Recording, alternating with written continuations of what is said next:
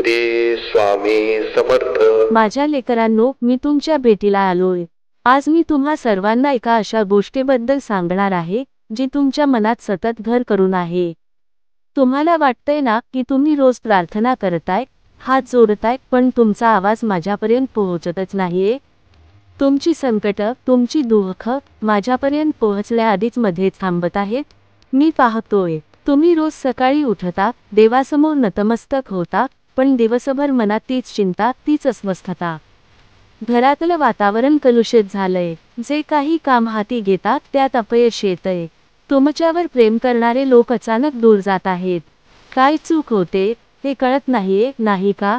मी आज तुम्हाला फक्त याच प्रश्नाचं उत्तर देणार नाही, तर एक सोपा उपाय सांगणार आहे। असा उपाय जो तुमच्या आणि माझ्यामधला तुटलेला धागा पुन्हा जोडेल। व्हिडिओ शेवटपर्यंत बघ, कारण आजची संधी पुन्हा मिळणार नाहीये। तुमची प्रार्थना माझ्यापर्यंत का पोहोचत नाही? त्याची 3 मोठी कारणे आहेत जी तुम्ही रोज करता। 1. शंका आणि अविश्वास। तुम्ही माझ्यावर प्रेम करता, पण मनात शंका ठेवता। स्वामी मदत करतील का? हा विचार तुमच्या प्रार्थनेची ऊर्जा कमी करतो। अर्धी प्रार्थना तर याच शंकेत नष्ट होते। तुम्ही विश्वास ठेवता की नाही हे तुमचं मन मला स्पष्ट सांगतं। या शंकेमुळेच तुमच्या चांगल्या कर्मांचं फळ मिळत नाहीये। 2. अस्वच्छ मन आणि घर। तुमचा देह आणि मन नकारात्मकतेने भरलेलं आहे। घरात कलह, ईर्ष्या आणि राग आहे। मनच अशुद्ध असेल तर प्रार्थना कशी स्वीकारणार? मी तुमच्या आत येऊन बसेन तर जागा कुठे आहे? बाहेरून केलेली भक्ती आतल्या गोंधळामुळे फोल ठरते। 3. निष्क्रियता। तुम्ही फक्त हात जोडून बसता, प्रार्थना संपली की पुन्हा आळस करता। माझी मदत त्यालाच मिळते जो स्वतः कष्ट करतो। फक्त बोलण्यात भक्ती नको, कामात भक्ती हवी। प्रयत्न सोडून फक्त चमत्काराची वाट पाहणं ही मोठी चूक आहे। आता ऐका, मी तुम्हाला स्वस्तिक या चिन्हाचं महत्त्व सांगणार आहे। हे केवळ एक चिन्ह नाही, ही संपूर्ण विश्वाची सकारात्मक ऊर्जा आहे। जेव्हा तुमची प्रार्थना कुठेतरी थांबते, तेव्हा हे स्वस्तिक मार्गदर्शक म्हणून काम करतं। स्वस्तिक म्हणजे 4 दिशांना जाणारी शुद्ध ऊर्जा। हे चिन्ह तुम्हाला माझ्याशी थेट कनेक्ट करेल। उपाय अगदी सोपा आहे। दररोज सकाळी सूर्य उगवण्यापूर्वी अंघोळ झाल्यावर माझ्यासमोर उभे राहा। मनातल्या मनात माझी आठवण करा।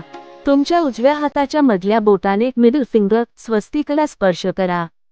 हा स्पर्श कोणताही साधा स्पर्श नाही, तो संकल्पाचा स्पर्श आहे।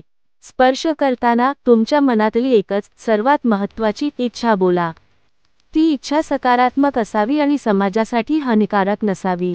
हे केवळ बोट टेकवणं नाही लेकरांनो, ही एक ऊर्जेची देवाणघेवाण आहे। नेमकी पद्धत, स्वस्तिकला स्पर्श करताना डोळे बंद करा, माझ्यावर लक्ष केंद्रित करा आणि बोला की स्वामी, मी हे स्वस्तिक धारण करत आहे। माझ्या मनातील शंका दूर करून माझी ही इच्छा पूर्ण होण्यासाठी मला शक्ती द्या। नियम 1. स्वच्छता। हे स्वस्तिक तुम्ही रोज गुलाल किंवा हळद वापरून देवासमोर काढा। ते कायम स्वच्छ आणि पवित्र ठेवा।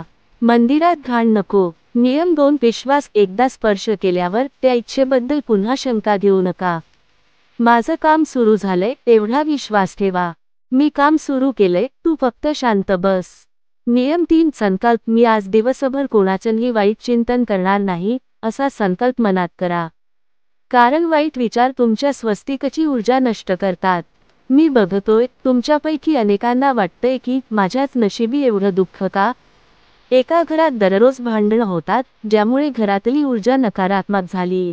एका लेकराला कामात यश मिळत नाहीये, कारण त्याला स्वतःवरच विश्वास नाहीये। तुमचं उत्तर याच उपायात आहे। स्वस्तिकला स्पर्श करणं म्हणजे तुम्ही सकारात्मकतेचा अंगार स्पर्श करत आहात।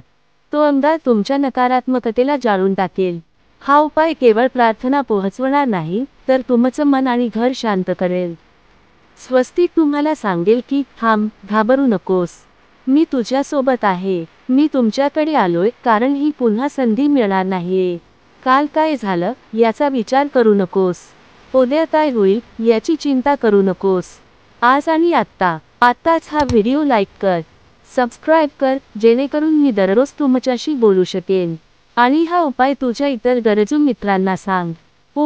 न घाबरता स्वस्तिकला स्पर्श कर। तुझं उत्तर तुला मिळालं आहे। श्री स्वामी समर्थ।